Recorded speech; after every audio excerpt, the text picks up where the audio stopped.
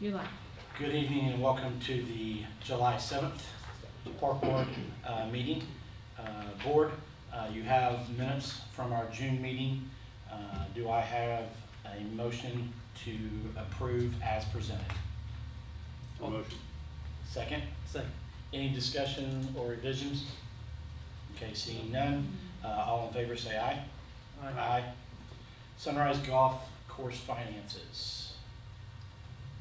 You want to go there or want to go? Good evening, board. I thought I'd give you just a quick overview. I know at the last meeting we approved a resolution that delegated the management of Sunrise Golf Course to a newly formed golf board, and we had our inaugural meeting about a week ago. And in summary, I would say that there was a lot of fantastic ideas circulating about how to make the golf course better and certainly improve golf play and support of the golf community. So we're really happy with that first meeting.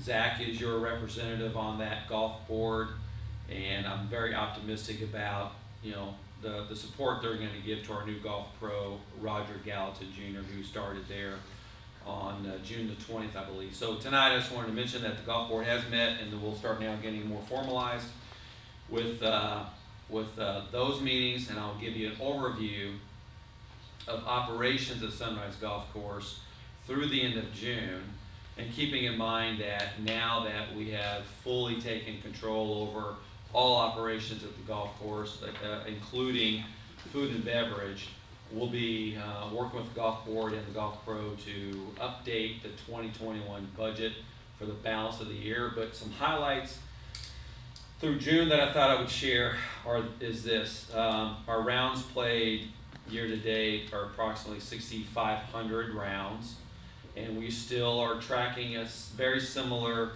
percentage between paid rounds and season pass rounds as last year. 74% of the rounds played were season pass rounds and 26% are paid rounds. Total revenue for the period ending June the 30th, and keeping in mind that the golf course didn't open until mid-February. We've had some inclement weather and cicadas and rain, but total revenue at the end of June was $281,000 from all sources, including a little bit of concession revenue that we were able to generate in June too. That's about 4.5% below our budget. And I'll mention in a minute why that's okay, because the trends are really good, because paid rounds were up 16% from May over to June, which is good. And our goal here is to deliver a great golf experience for the season pass members, but also promote more paid rounds. And we've got some marketing strategies that are going to do that. Our salaries to total revenue are about 53%. In 2020, that number was 125%, so that's been a significant reduction. And our budget for 2021 is 55%, so we're tracking very close to budget there. Relative to the season pass structure, we track how many rounds are played by our season pass holders and really look to that relationship with regard to how much they pay for a season pass. And we reported at the end of May that they were very close to breaking even, really after just a couple of months of golf. And at the end of June, the average season pass holder has played 25 rounds, which is 4 rounds in excess of the cost of their pass. So one way to look at that is they've already golfed enough to earn back the complete value of the cost of the pass. And for the balance of the year, they're essentially going to be playing without any additional costs, except for maybe concessions or something like that. Or if they don't have a golf cart, they would pay a cart fee. But I still think that we're delivering excellent value to the season pass holders. We did finish up our final debt service payment on the golf carts. That's about $8,300, almost $8,300 a month. And so at the end of June, that payment, final payment was made. We do have some additional expenditures like batteries and those things that we're going to have to pay, so we will incur some additional expense for golf cart maintenance. However, However, it's good that that large debt service payment is gone. And then overall, year-to-date operating expenses are $272,000, which equates to $45,000 a month. And that is a 45% decrease from our monthly operating expenses in 2020.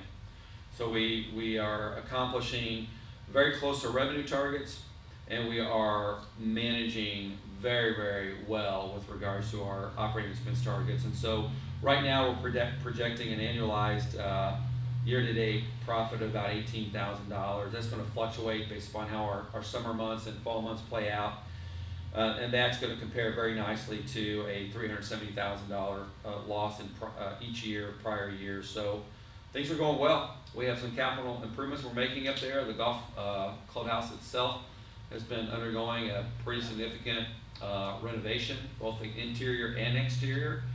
And the feedback we're getting on the course is the course looks great. Brandon and his team are doing an excellent job of maintaining the course. Roger Gallatin, who is here, you'll meet in just a second. I'm going to ask Roger to come up and maybe talk about our marketing efforts, and certainly if you haven't had a chance to meet him, tonight's the night. But it's really about promoting the sport of golf and doing things in a more intentional way that markets the course, because we do have an exceptional golf course, and I'm happy to report that things are tracking very well, and they're only going to get better from here on out, which is has been our goal for the past year of reversing the negative trends at Sunrise and doing two things, which is making the course more fiscally sustainable on an independent way, and then also marketing the course and promoting more golf. So happy to answer any questions, but it's tracking really, really well. Any questions? No.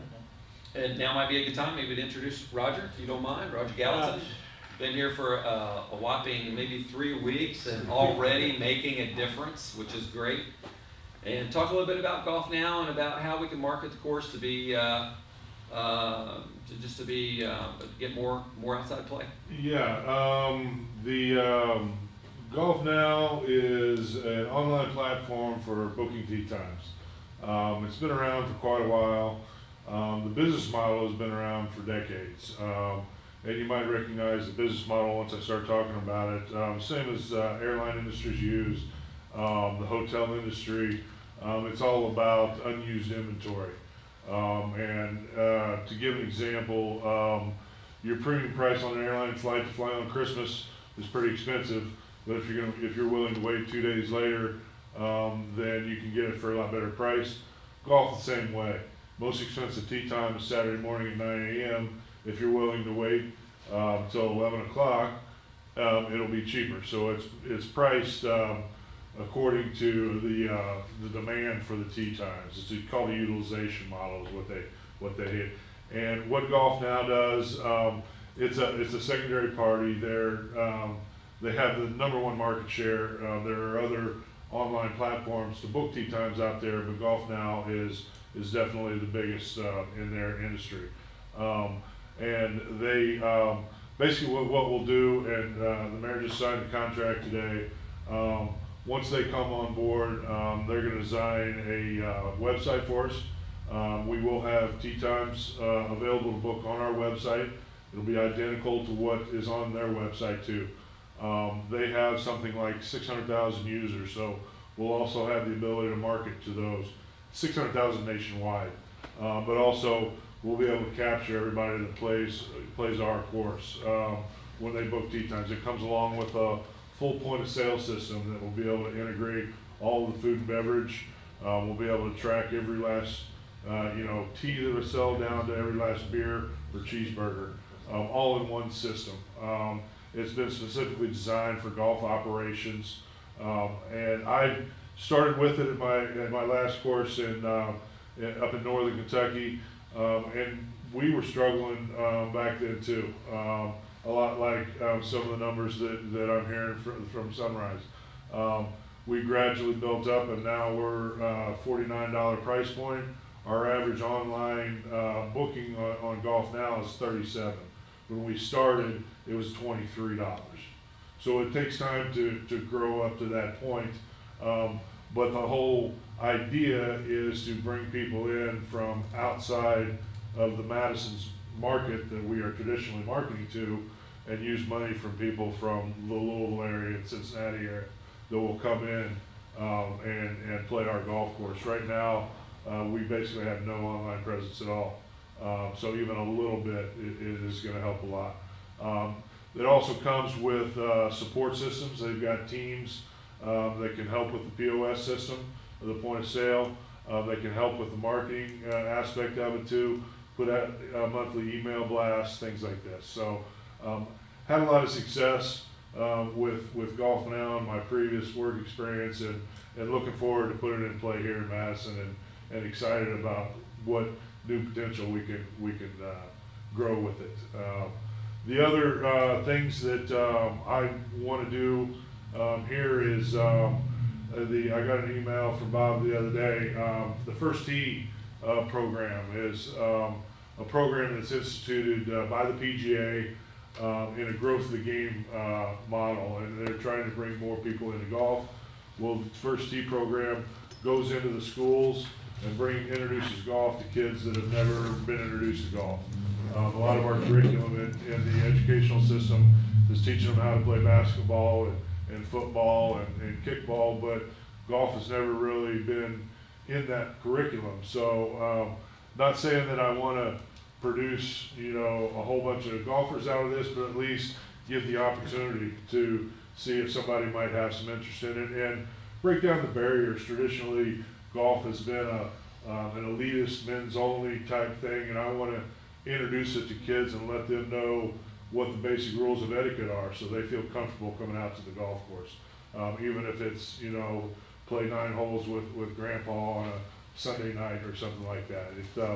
It's going to do nothing but help grow the game and develop more future golfers in our game. Do you guys have any questions for me about the Golf Now? Golf Now, do they try to find a price point that will fill tee times yet still make the course as much? That's up to us. Okay, so we get We get full control. The way it works is they have what they call trade times. This is a barter system that will pay for a lot of the hardware and the software that they're putting in for us. They split that 2/3 them, we get 1/3 of that. So we're still getting revenues off the barter times that we're using to pay for this system. The other inventory that we could put on there, we could put it at whatever price you want. If we want to put it over our rack rate, we could put a $50 green fee on the 9 a.m. time. I don't think that'll sell. Right. The whole idea is to try to find that market demand that's going to bring more people to the golf course. So it's I'm constantly trying to push that. I pay attention to that average green fee rate, and that's why I brought it up earlier, is I'm constantly trying to push that average green fee rate up to increase our revenues. That's my end goal. But originally, I want to start 9 a.m. at $45, and if you can wait till, think about it, like a younger person that's got to play at 9 so he can make the T-ball game. He's got, he's young enough and he's got money coming in. Somebody at the age of Zach has other commitments. Somebody who's retired doesn't necessarily more on a fixed income, more price sensitive. He can wait till 1 o'clock to play when the price is more attractive. So that's kind of a little bit of the way it works. But we have full control on where that is set. So basically, the barter, we're trading tee times for the services and the hardware. Yes. So we don't have to outlay money. We're just trading, and we're still making revenue off that, just not the full. Exactly. People can still call in and do tee times Absolutely. over the phone. Right? Absolutely, yeah. They can still do it online too. Yeah, still. So Through Rec Gas? And that's what, what we're going to talk about, we're going to use Golf Now, but as Brent and Phil are here to talk about golf course redesign, we're talking about that website and how we promote that. All this still works together. Right. And we'll be working with Golf Now to put forward what we want our brand to look like. So before we get up for our presentation, is the Golf Now going to be your website, or is that going to be it integrates into a website? No, they build a website specifically to Sunrise. Okay. Yeah. So I think this is a fantastic way to just be more sophisticated about how we target our market and create demand. And as Roger was talking about, as that demand increases, right, we have a fixed amount of inventory, and as that demand increases, those prices are going to go up. But right now, what we have is a lot of wasted inventory with our tee times that are unsold. And this gets us out there. We have, if you went out on if you went out on the internet and looked for Sunrise Golf Course, you might find a picture. You'll find very little unless you somehow make your way finally to the City of Madison website that'll take you to Rec Desk through our Parks Department. We're trying to, expand our market. And our market, as you can tell, our market right now is basically Madison. Yeah, and that's true with, all our web, with the city. Yeah. The last, it was wanting, and now we're starting to make that change and updating everything across the city, and this especially in the Park and Rec department. All of our Parks Department, and I sound like a broken record, but our Parks Department has tremendous assets where we are just now starting to create and extrapolate the potential out of them. But it's going to take investment, whether it's Crystal Beach, Sunrise, or the campground. We will get there with that capital investment, and that in turn is going to create an economic environment that this Parks Department has never experienced before. Your First Tee program. Yes. Is that a summer? Is it year-round? It's a year-round program, and there's chapters throughout the state, and I'll apply through the Indiana section, but the closest one to us right now is in Greensburg, I believe. But it's an old program for the PGA, but we've never had one in Madison.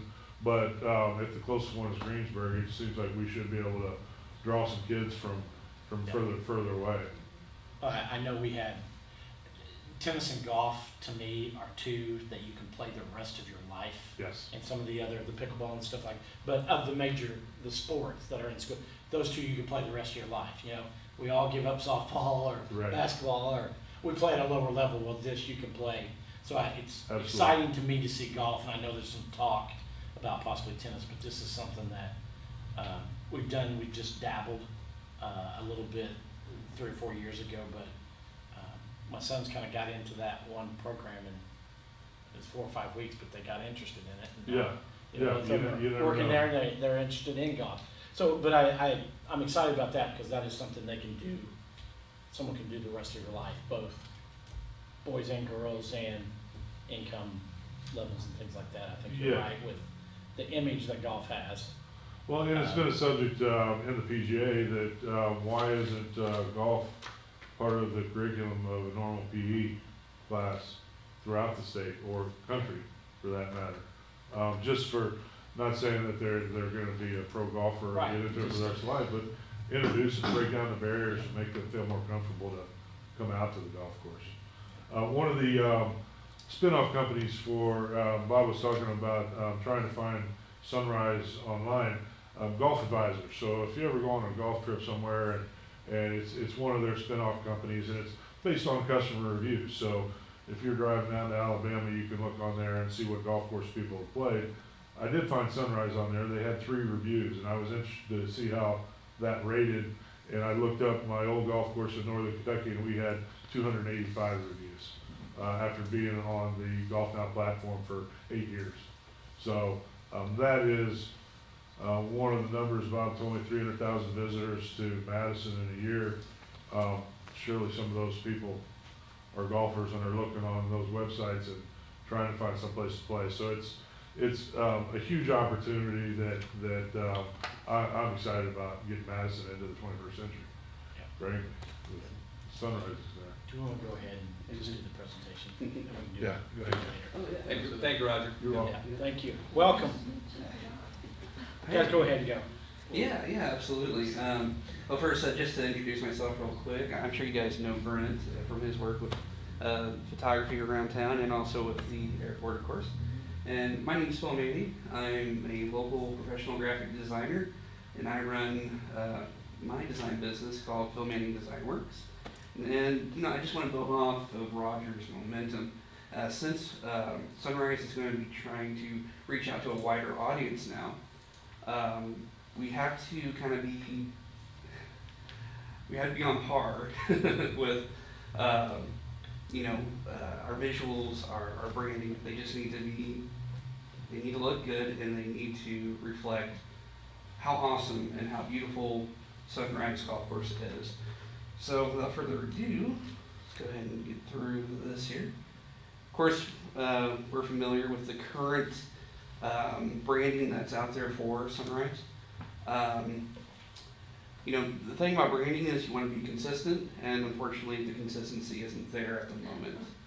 And please keep in mind, any visuals that are coming up are they're concepts at the moment. Nothing's been signed off or finalized or anything like that, but just showing some possibilities. But here's my thought for the outside sign, or this can also be the main logo as well. The color palette, it's a little more eye-catching, I believe, than what's currently there. It's got that classic look, plus with a touch of modern. We'll go ahead and move on here. Now this is a variant of that logo. I think that it's important to have a variant for various uses. This one's a little more compact and simplified, and could be used in tighter spaces, such as at the top of a website header. That's what Roger spoke about. Kind of move on from there. And then this is another effort that Britt and I have been working on. This is very preliminary, but we're essentially redoing the overall map of the course. And the idea is to not only have like a printed version for the golfers to pick up as they go about their time there, but to also have maybe an online component where each hole can be clicked on or looked at, maybe get like a little info pop-up of what to expect at each hole, the par and traps and whatnot. So we're still working on that.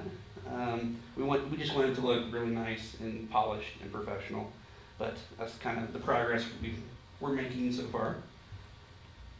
Trying to move on here, and this is kind of more of a close-up of what we're talking about with the map. There would be a printed version on each hole to replace what's currently there. Something a little more legible that doesn't reflect the sun so much.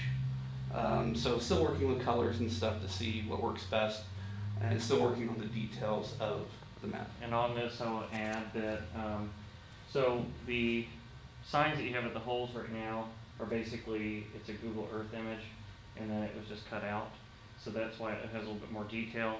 So what we're working on is on the previous photo there. Yeah. So that I mapped that with the drone when they had the chamber scramble. So that gives us a high resolution. I can blow that up crazy big. So we can blow that up. You could even put it inside the clubhouse there and blow it up that big. So what we're trying to do here is it's more of, we want to put a little bit more detail on that. I was talking to him prior to the meeting. We want to put a little bit more detail on it, maybe some different colors and some textures on it. But the biggest point we want to make is we want to have something that can fade in the sun over time and still be legible. So that's, because you're not going to have the budget to keep printing stuff off. So we want to make sure that it doesn't fade as quickly as that stuff did. And yes, and just getting back to some more of the visuals, we're talking about reaching more of a bigger audience, so social media is a key component of that. So these are just, and as I spoke of before, consistency with the branding throughout everything that Sunrise touches. We have social media profile images here that will fit perfectly within the circle that's common, with your Instagrams and your Facebooks and things like that. We also tried to retain the S, because we know you just got the graphics on the golf cart. Yeah. And this is just a mock-up of what that might look like. There is a Facebook, it looks like it's just kind of, people have checked in, and then Facebook has automatically made a Facebook page, kind of, but nobody's really monitoring it. Right. So that's like the #1 thing. I've got a little bit of background in this because I've done the airport already. So nobody knew we had an airport. I was all excited to be airport manager, and everybody's like, "Oh, you got an airport?" And I was like, Okay, we gotta change that. So same concept here, and obviously with the new convention center in the Fairfield opening up, you know, I think we're all kind of looking for that, because we're looking for that as a bring in on the airport, and then you guys will definitely want that, because it's something that conventions do. It's like, Yeah, next thing here, of course, with the new cafe that's coming in, that deserves its own branding as well, and it will, of course, relate back to the entire golf course branding. But yeah, like I said, preliminary, but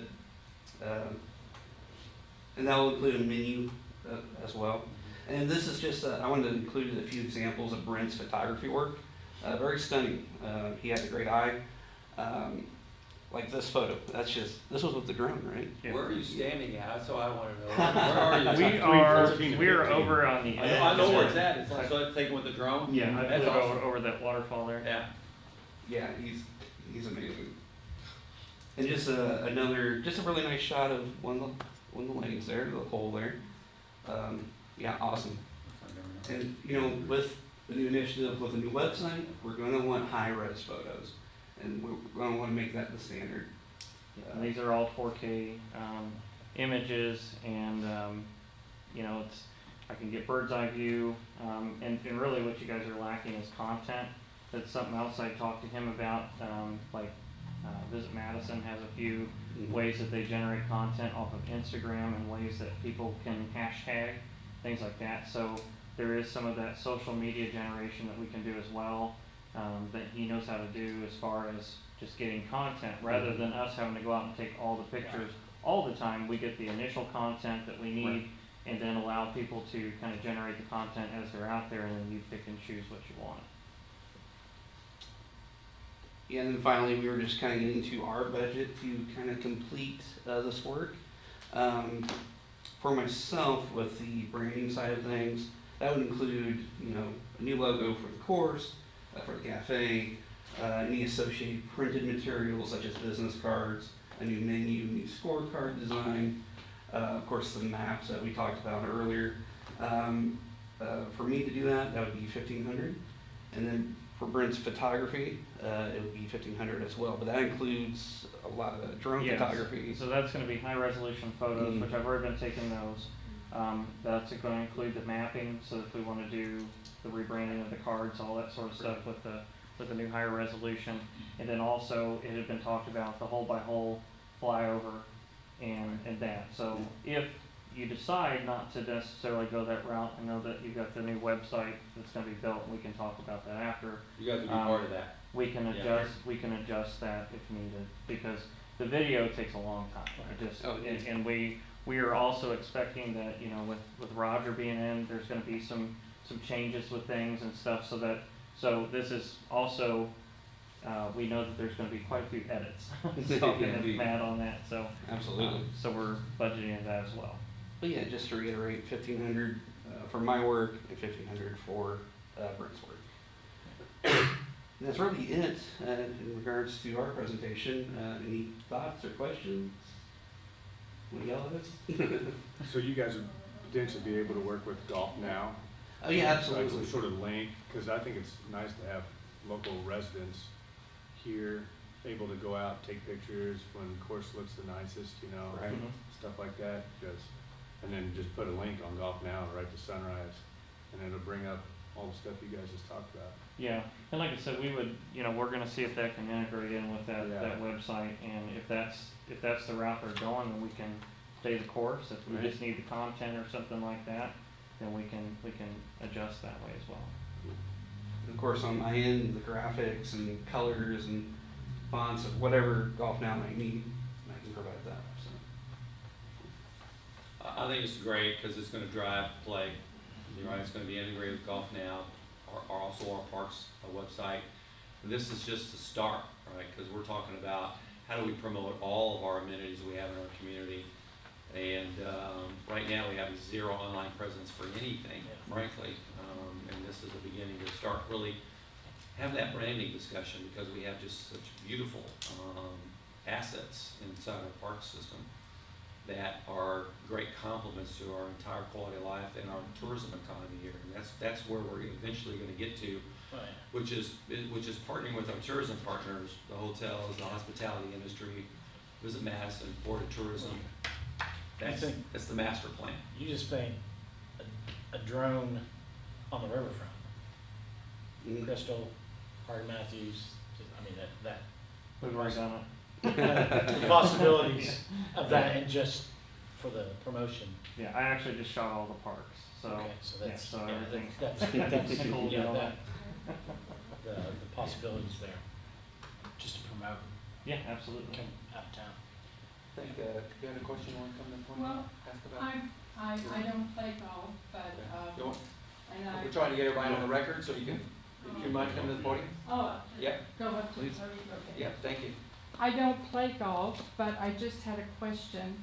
I think it would be more inclusive if you included a female golfer in your logo. I mean, is it just for men, or?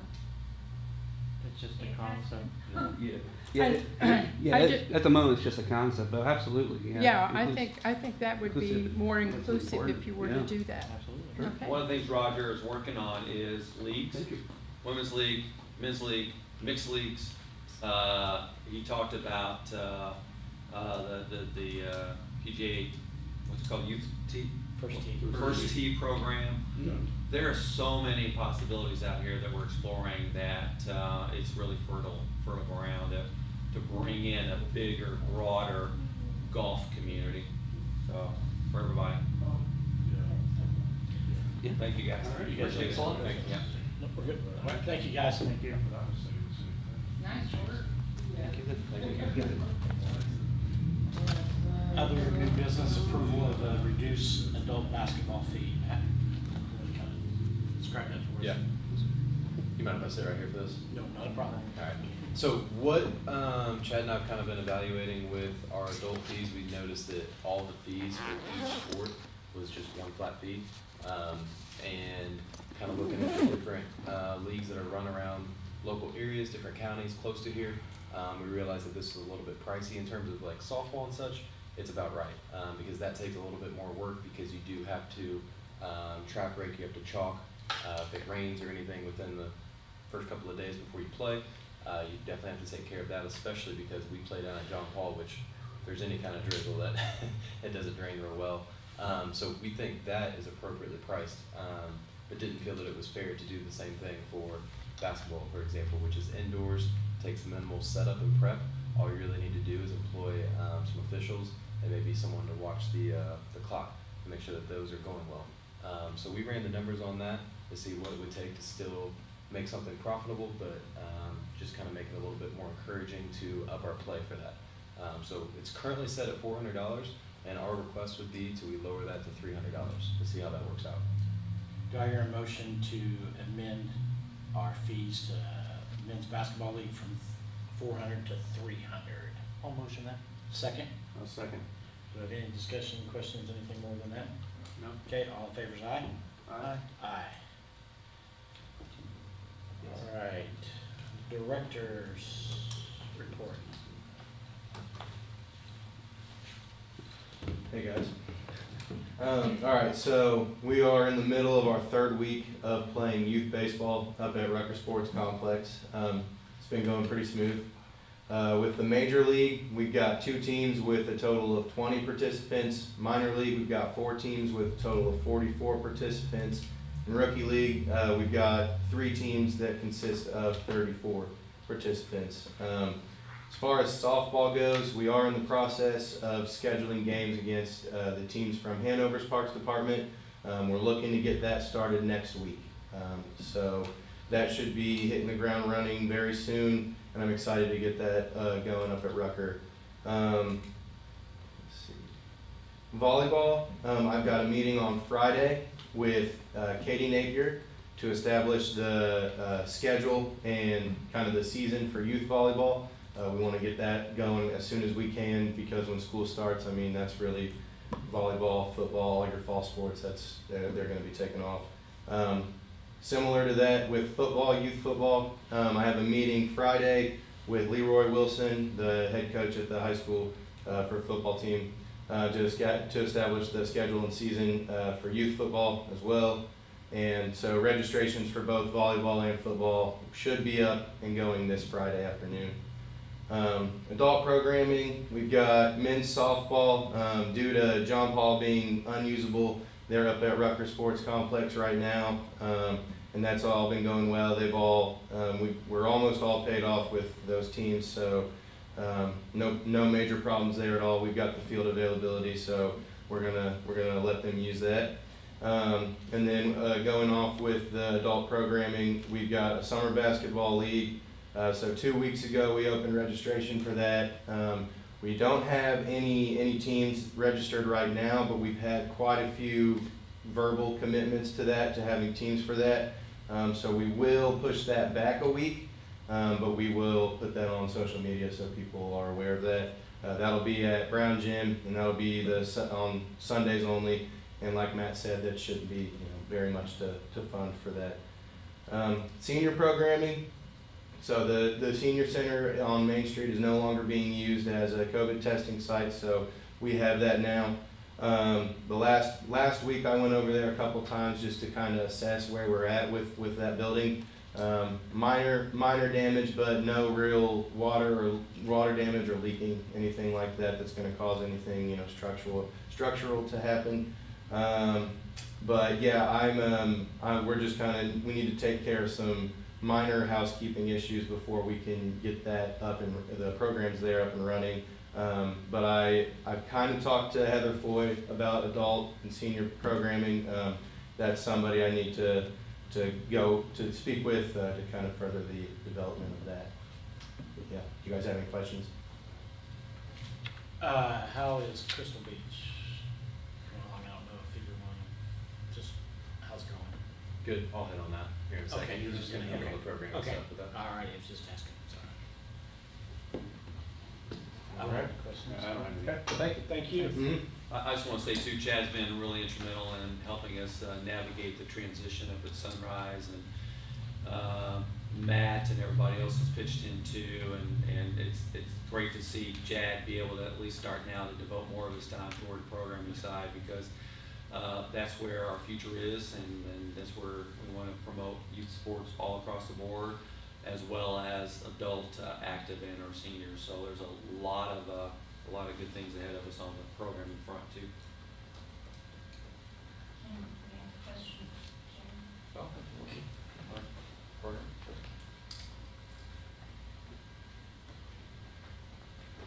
Hi, I'm Jan Gators, and this time I'm talking about the senior center, so it's good to know that you are now the go-to person.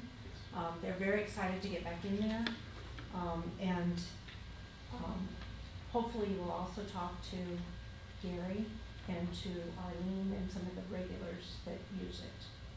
I want to just help people know there is still the bicentennial quilt hanging in there and the Hal Davis mural that are both gifts to the city that are housed at the senior center, so don't lose them. Okay, that's all I wanted to say, but they are very excited to get back in, and really hope it can be a drop-in center, pool, what could be, again, back to what you guys are trying to do with marketing. We have a lot of shoppers come to town, and there are a lot of people that get tired of shopping and would love to have a place to play pool in the cool. So just as you're thinking about marketing, let's make sure we market the senior center as a drop-in place. Thank you. I do have a couple questions. Since our men are up there, are we language, smoking, alcohol, those types of things? I haven't been up there on those nights, but Right. is everything going? For the most part, we've not had any sort of problems with it. Okay. I will say there was one day I was backing out in the gator that we have up there, and somebody said it's about time, and then they started, drinking. But usually that's later in the night. Usually there's no kids around. By the time they start that, we've not been having too many Okay, issues with because that. So that's the Yeah. great thing about having John Paul is Yep.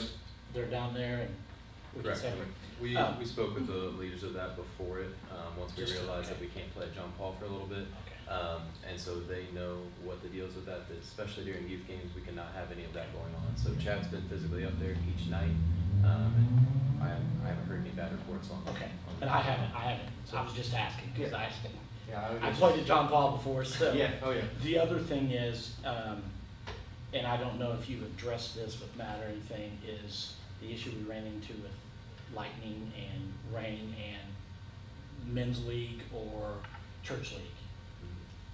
Who's responsible for making that call and kind of sorting that out? If they're renting the facility, are they responsible and take full responsibility for that? Because we had sent our children home Right, because of but of course they're gonna push Oh, yeah. and, you know. So, I don't know how we wanna to sort that out, but just so Chad has a firm answer that he can say, I'm in charge, I saw lightning, and if you don't like it, you can, you know, or it's them and Chad can be relieved and they can make the call. So it's just, it was a situation where I think it was the first time we'd really run into it this summer. And he, just to kind of back him, and so he has a firm answer, and I don't know, you guys can work that out, but I just thought it would be easier for you to make that call than having, 15 guys say, oh, yeah, come on. Yeah, absolutely, and that's a great point. To me, that's a facility that we own and operate, and it doesn't matter if that were the golf course, the pool, Rucker Sports Complex, even if they're of age, they could give consent that they're okay, but that doesn't mean that Right, and they're that's, no longer liable. that's So- ultimately, but, Exactly. yeah, So- with that, so, just for information there. Any more you good for me? No, I'm good. Yeah, thank you, Chad. Hang in there, you're doing a good job. Appreciate it. It's that time of year where you don't sleep a whole lot, probably. No, yeah. Good evening, board. First and foremost, thank you to Brent and Phil for the work that they've been doing with this. This is something that we started talking about this, 2.5 months ago? 3 months ago or so? That we started kind of spitballing on what it would look like if we did some sort of rebranding, some marketing, just kind of building our internet presence, and then the big thing that they've been hitting on is content. That is something that we completely lack. Once Roger came along, that's when we realized the importance of Golf Now. And for tee times, that's going to be an absolute game changer. I haven't seen their website to see exactly how that's going to operate for us. Regardless of how exactly we do that, we will for sure be doing the tee times, and there will absolutely be some sort of integration with what they're doing. Because I think the photos, the drone footage, the content that they're working on is, bar none, it's phenomenal.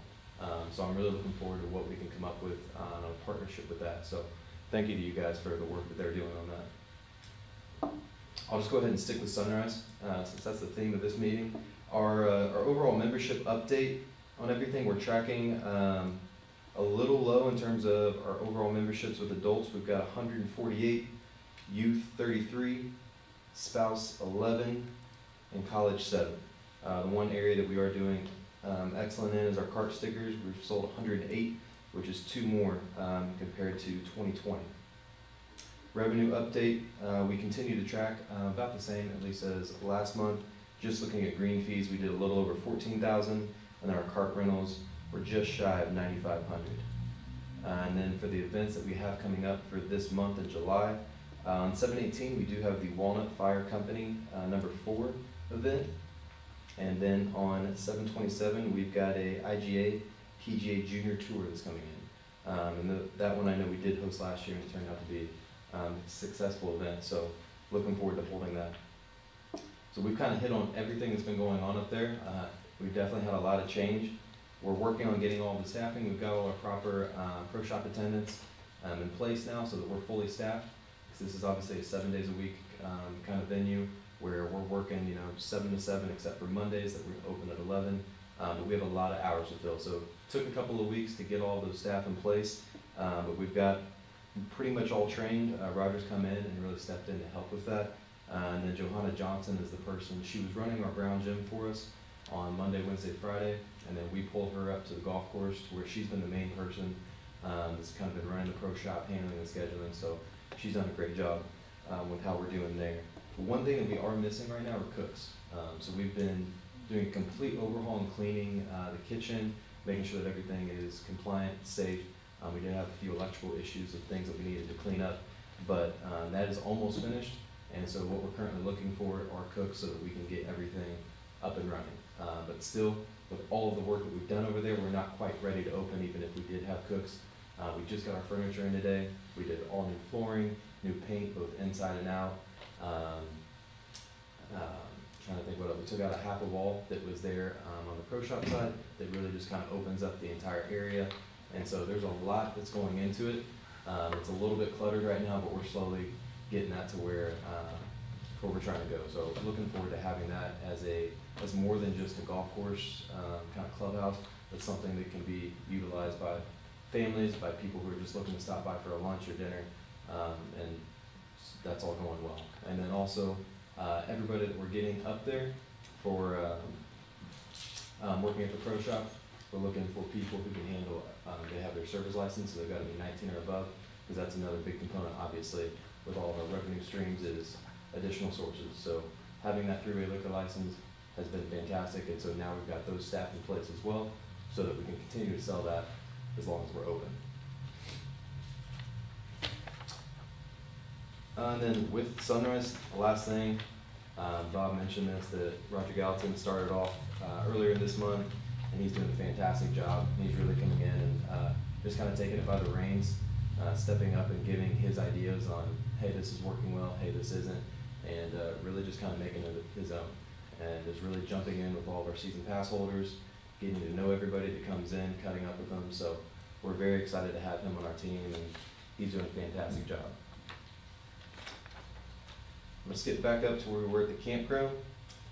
We've stayed pretty consistent over the past month. We saw 320 guests stay in June, which was up by 25 guests compared to May. And during the month alone, we were able to profit a little over $7,000. And then we were also able to get Doug a used golf cart. The city bought a new golf cart for themselves that we can use for the community relations and the different events that we have going on. So the old bicentennial one that we had, we called Bumblebee. We sent that down to the campground. So it's a little easier for him to make his rounds. I think he takes guests on little rides and such so that they can see all the shopping and the stores that we have here on the riverfront. So he seems to be enjoying that. He's doing a great job. The one thing that we are going to do, so this was another one of Doug's ideas, we end the season on October 31st for our campground. So on Saturday, October 30th, we're going to be holding a Halloween contest. We're still working out the details of that. It's something that I spoke with Hannah Fagan about. She runs she does her own Halloween festival that was on Main Street last year. I think she's going to move that more towards the river, and we're looking how we can integrate with what we're going to do at our campground. So something fun that we can do for all of our campers, and then also just kind of a send off on a great year. Is kind of what our thoughts are to that. It's a fun time. My aunt and uncle actually own a campground in eastern Kentucky, and they moved from the last Saturday to they do activities the last 3 weekends. Oh, do they really? It's gotten so big. And And Holiday World does the same thing in their campground, and they book it. It's big. So start with one day, but it will grow, and people will love it. that's what we're hoping for. I mean, they're talking about decorating the campers and everything, all the campers themselves. They'll trick or treat. And Exactly. It's Yeah, we'll a start big small, deal. and then if you have any ideas on that, then we'd love to hear it so we can expand upon it. So that's something that we're pretty excited to get going here this year. For Crystal Beach, we have continued to operate soundly under the leadership of our manager this year, Haley Courtney, and her staff. First few weeks of the month was definitely slow. We had some cold weather, especially on our weekends, but that's been picking up over the past couple of weeks. We've already seen over 5,000 guests visit Crystal Beach this year, which is tracking actually very close to last season, and that is with Clifty wasn't open last year and they are this year, and then obviously the other events like Holiday World and such. So that's still going very well, and this month alone we were able to turn a profit of just shy of $5,500. Something else we were able to bring back this year were swim lessons. So for our June numbers, we have 100 spots that we can fill. For our 10 a.m. and 11 a.m., we were at 71% capacity, and for July, we were at 99% capacity. So Katie Royce is heading those, and that's all going well. I got to see the end of that the other day, and those kids, they're having a blast with it. So that's been fun. Our only flaw at Sunrise, or at Crystal Beach this year that's been a little consistent is with our concessions quantity. Everybody with COVID is still trying to catch up, and we've had a lot of things on back order, so when we order certain amounts, they haven't been coming in at what we've been ordering. So like ice cream and some other items like that have been a little difficult to sustain for us. But we'll look at having multiple vendors for next year so that we can be prepared. I did reach out to a couple different that we use for the golf course and for some others, but they just didn't have like for example, ice cream. We do the Powerpuff Girls and Spider-Man and things that are a little more themed. Not a lot of places do that kind of stuff, so it's difficult to find those niche items that we sell out of. But other than that, our season, just as a reminder, it will be cut short. Our very last day this year will be Sunday, August 1st. As soon as that is over, Keith Leatherman is going to be draining the pool, closing everything up, making sure that it's all safe, and then our contractors will immediately begin work. So our 18-month period for our grant began in February, so we have to have everything completed so we can still retain our funding for that. But that will get started, and we have every intention that we will open as soon as 2022 season is supposed to start. So Memorial Day 22. Yes, sir. For the complex, Chad hit on what's going on there with the programming. I just want to give a quick update on a grant that we applied for. This was due on June 1st, and our submission entered into the second phase. We had a meeting today with the committee members, the grant specialist, Chad and I did, and we now get to move on to kind of the third phase. There's some things that we have to shore up with our application process as far as grading ourselves and all the criteria, because there's about 81 possible points that you can earn depending on what you're doing. This is a very comprehensive grant, and they've seen every kind of project imaginable. So this is something that they're used to, and they're used to grading. We're just trying to figure out exactly what they're looking for. So it was nice to get to speak with them today. We have a few weeks to shore up some of those things, and then we'll be hearing about our eligibility, and we'll obtain it later on in the fall. So that, as a reminder, is up to $500,000 matching grant, and as part of a larger scope of work that we are working on for the complex. So I will keep you guys updated on that as we kind of progress. For our parks and then rec desk, Chad kind of hit on this as well with John Paul Park. That got damaged during our flooding. So about a third of the outfield fence is now completely laid down, and then our fencing along the first base line is now completely wonky, and it's just not safe right now. So that's something that we have sent to our insurance. We're trying to figure out the best course of action to try to fix that, but for the time being, because of that, the men's league is going to be playing up at the Rucker Complex. We also had a little damage down at Harding Matthews during regatta. Our carousel down there was damaged, but reached out to our Travis Goebel for the company that worked on Harding Matthews, and we'll have Travis Meyer being repairing that. And he still working on getting a gate made for that entrance portion. That's something that we've had some citizens reach out about, but they're concerned if that is such kind of a big park. Yeah, the playground equipment's large enough that it's hard to see if you're on the other side of it. But we do now have all of our bays, and the swings in the bays are now completely filled. So we had an empty bay there that had a unsafe handicap swing, and that has since been fixed. And so now every time I go by, it seems like those are all completely full. And then with rec desk, I just like to kind of re-emphasize each time of how big this has been for us, and just integrating technology to our department. Just to give you an example of this, in June alone, now I'll keep in mind each individual thing. If you were to go up to the golf shop, you were to pay for green fees, your cart rental, and maybe a candy bar, that would count as 3 different transactions. But still, the magnitude of how much volume that we're really having, it just kind of is mind-boggling. For June alone, we did 3,920 different transactions, which equated to a little over $88,000. So there's no shortage of volume that we're doing with this, and it really has made our reporting, our data management, and tracking just kind of leaps and bounds of where we were previously at. And my final thing is programming. I've said a lot of compliments of the team that's doing a great job. I don't think there's anybody that's doing a better job than this man to my left. Chad has really stepped up to the plate with every single thing that I've asked of him that anyone has at the city, and he's really doing a fantastic job. So very excited to have him going, and as we kind of relieve him of, he's helping out with the golf course, helping out with the pool, we relieve him of that stuff. I'm excited to see where he's gonna take all of our programming. And one thing that we have challenged each other to kind of work on for our next meeting is we'd like to finish up a program guide for the rest of 2021. So what this is gonna do is completely outline all of our events, our activities, programs that we're gonna be hosting for 2021 with a definitive start date, end date, overall pricing, what we're looking at, just whole detailed program information on that. So that's something that we want to get finished up as quickly as we can. We'll work with our marketing intern on that too, so that we can try to get that information out to the public. And then once school starts, we'll have Chad going out there handing these to all the schools so it can get sent home with kids. We'll have it on our rec desk. We'll have it on our new city's website and have it posted at all of our facilities and local shops. So that's something we're trying to do a little bit better job of making sure that everything's being marketed, everything is being seen. Because people keep saying, well, I don't know about it.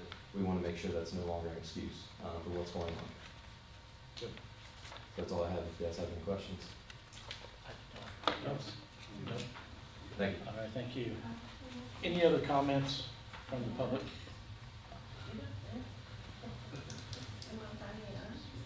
Okay. You're doing a great job, and it's really exciting to be able to order things online. But once again, you had a swimming pool report with nothing about the senior water aerobics, which is one of your biggest programs. So do you want to talk about that, or do you want Diane to come up and talk about it? She's more than welcome to come up and talk about it. We do have 72 water aerobics passes have been sold this year, and I think our average daily rate has been about 40 people that I've seen over there, as what our pool manager's been telling me. So that is something that's been going exceptionally well, and Yes. we're excited for everything how that's kind of grown. Okay. Yes, it's grown very well, so I'd like to make sure it gets in the public record as part of your official report, okay? Thank you. It's important. Now, the one thing that has not gone well at all, and that's season passes. You relooked at your basketball fees, and I can tell you, you need to relook at season passes, at the whole program. There's already rumors that you're not even gonna have season passes next year, which I think would be another huge mistake. You've already lost, well, how many season passes did you have last year? I don't know that off the top of my head. Actually, no, we didn't sell any last year. Sorry. I'm sorry, the year before. That was before I was here. Yeah, We didn't yeah, keep you good wouldn't know records that, okay. before then. Tim, Well, you a lot remember? of that was Jane's kids. A lot of those were. Right. a lot Honestly, of we those- did sell a But lot it- because it my- was my $40 for the yeah. entire year. And so we our did sell- attendance is steady, right? Absolutely. Without season passes. Well, you've lost a lot of your seniors. I mean, I'm sorry, not seniors, adults. Because, well, people didn't buy season passes because it was only for people over 65, including people that turned 65 in August. I mean, there are only 6 people that have a season pass. 6. There are a lot more people in Madison. And what's wonderful about a season pass is you get all the money up front, whether they can ever swim again. You've already got your money. Right. So it's crazy to even be spreading these rumors that there won't be season passes, which is what's going on down there. So the other thing is, if you want to make it for adults, okay. And if you're not having problems with reaching all of Madison, including people who don't have a lot of money, without a family pass, if it's working, that may be okay, but your numbers should tell you if that's working. And I don't know what the numbers are. But for individual adult season passes, we could do a much better job than what we're doing. And it was really a mistake to raise it from $40 to $150 in one swoop, and with no improvements to the pool.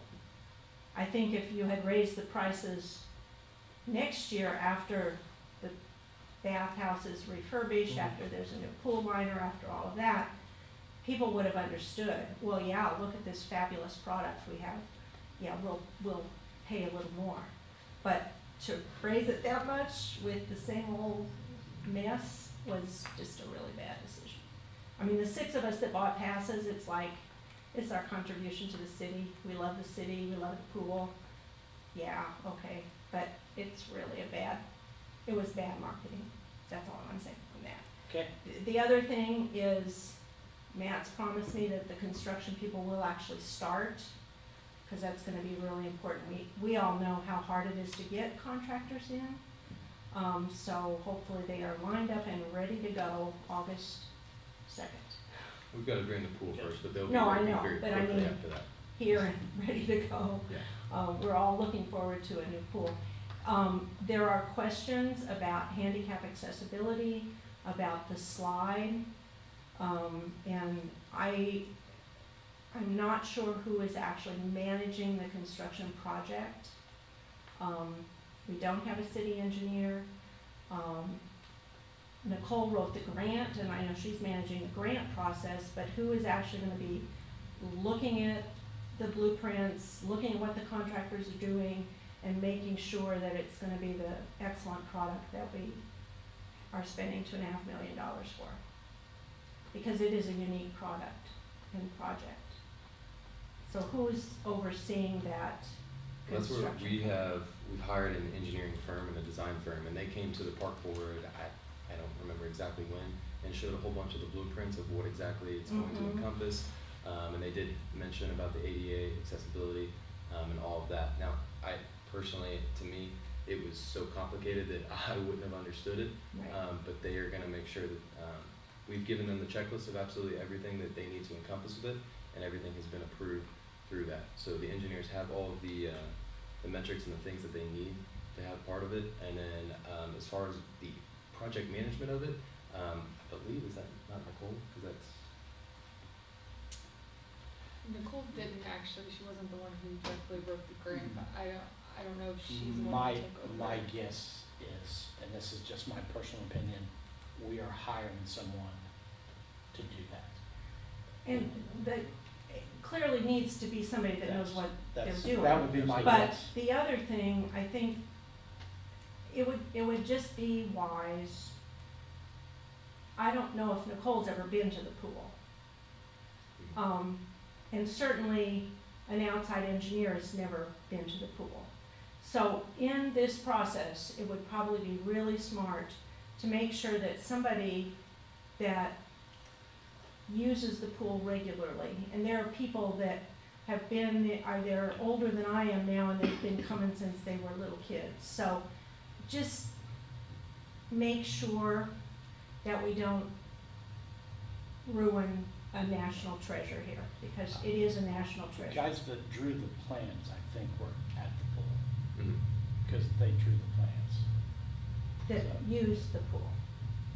Right, but you said No, the people that engineer actually, had never been to the pool. no, had used the pool, not just been down to the pool and looked at it, but actually swum in the pool, taken swimming lessons in the pool, gone down the slide, used the bathhouse, understands, that you sit out under the tree, how you get back and forth to the concession stand, all that stuff that just is part of your nature because you're at the pool all the time.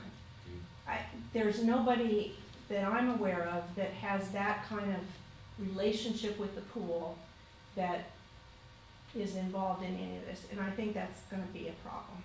Well, that was what the public meetings were for. Which was what, 2 years ago? That's, Okay. yeah.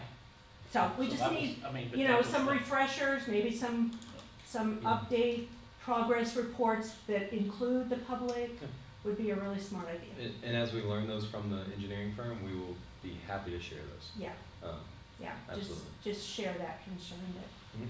that we don't wanna lose that knowledge of this treasure. Yeah. Okay, thank you. Thank you for your input. Anything else from the public? Oh, non-pool thing? I'm sorry. I was supposed to also ask you, now with the wonderful, rec desk, is that what it's called? And you can online. One of the problems is that the dog park was set up so that dogs would be, have their shots and have their, vet approval or whatever dogs have to use the dog park. With the computer system, that has disappeared, and so now people can't be sure that the dogs that are in there are actually healthy dogs. That needs to be fixed. I'm sure other places that have computerized systems for buying a dog park pass know how to do that. I don't, but it's really an important thing. We do require vaccinations to complete checkout for that. Did that just start? Nope. It wasn't at the beginning. We've had that since the beginning for rec desk, because we created a custom flex form with that. There's something that was integrated with it, that was additional questions that the system won't allow you to complete until you upload your shot record. So I've personally, as people have come in Okay. to do it, I've personally scanned their documents in because they wanted help to put it Okay. online and Well, done that for them.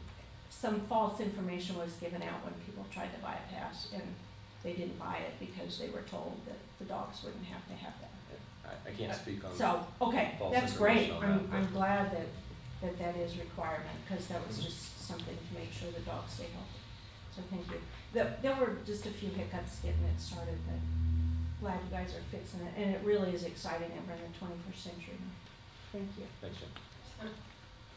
All right, claims. So we have claims in advance. Do I hear a motion to approve claims for the month as presented? I'll motion. Second? I'll second. Any questions or comments? Seeing none, all in favor say aye. Aye. Aye. Next meeting, Monday, August 2nd, 6:30 here at City Hall. Anything else, Matt? So do I hear a motion to adjourn? I'll make a motion. Second? All in favor, say aye. Aye. Aye. And Matt, if you want to go. I gotta give it 30 seconds. Okay. There's a delay.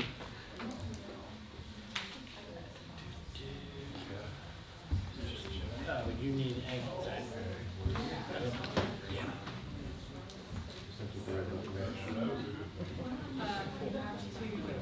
So it says on And then